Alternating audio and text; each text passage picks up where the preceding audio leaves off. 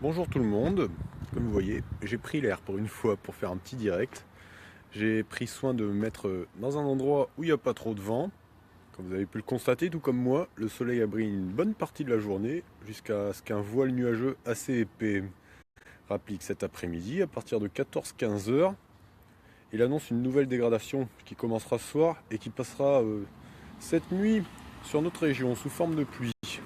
Demain matin, le front se sera déjà éloigné de nous, suivi d'averses. Je laisserai Greg vous détailler un petit peu plus la journée de demain, voire vendredi. Je lui ai gentiment demandé à mon cher collègue de vous faire un petit bulletin de texte.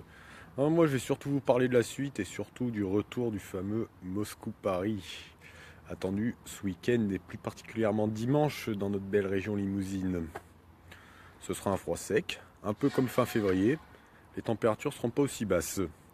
Mais les températures, elles vont quand même bien baisser, les gelées vont revenir, parfois fortes, parfois du -5, -6, si pas -7 lundi matin.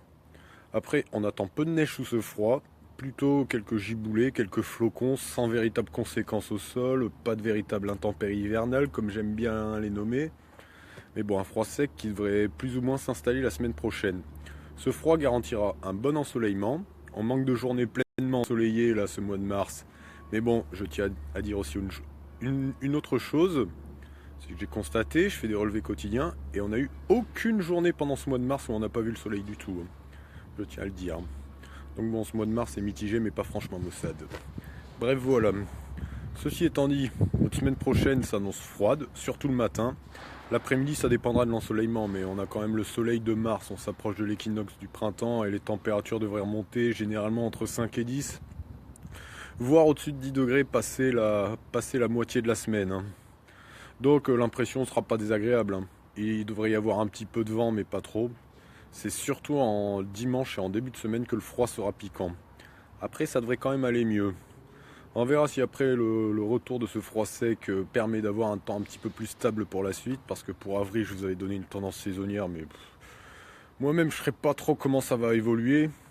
J'aurais tendance à dire simplement qu'on pourrait avoir un petit peu de tout, comme souvent au printemps. Des périodes perturbées, des coups de chaud précoces, des orages, des coups de fraîcheur tardifs, voire même des gelées tardifs, des giboulées. On peut avoir de tout.